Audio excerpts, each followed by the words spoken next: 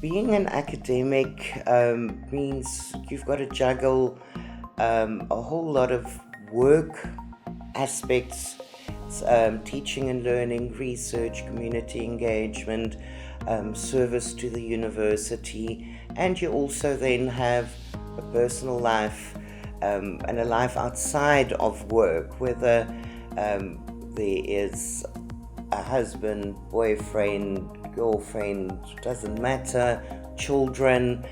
All of us have a whole lot of things that we have to juggle, and it's sometimes it's very difficult.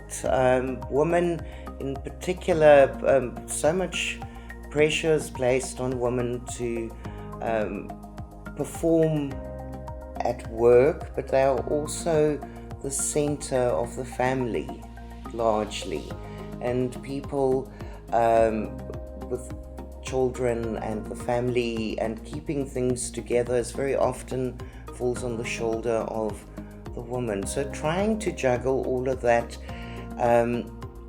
is difficult, but if there's a will, there's a way, and if one is wanting to succeed, you have to plan,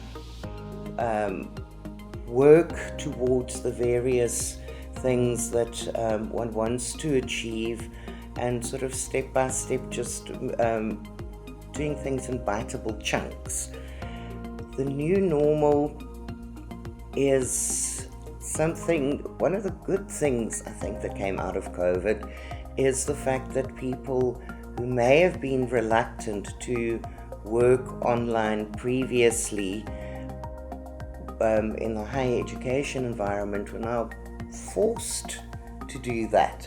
They have to communicate with students in a way that they understand, to bear the difficulties in mind, things like bandwidth and networking, etc. And I think that it's important that whatever one uses to communicate with students, to make sure that it's in biteable chunks, so that you don't upload something that is a gig in size or whatever. It's just costly, and it's going to, if you don't have a good internet service area, it's going to be difficult to download as well. So I've been doing things in small biteable chunks, sometimes having 4 or 5 podcasts, or I've been doing some videos, taught myself how to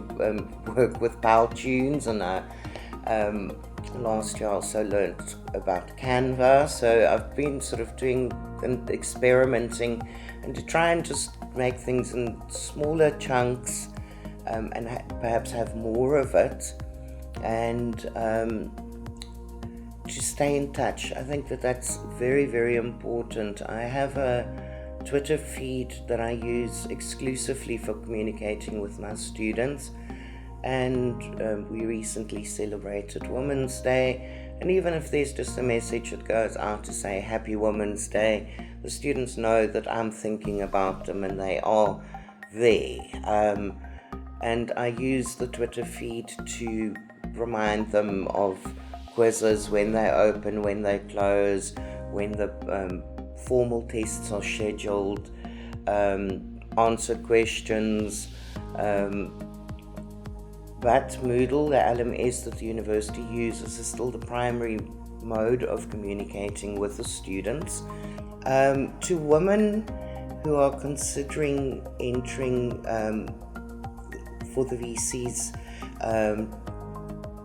award in teaching excellence, do that because it is something that boosts you, it is something that is good for you, but it also makes you take back a step back and think about what it is that you want,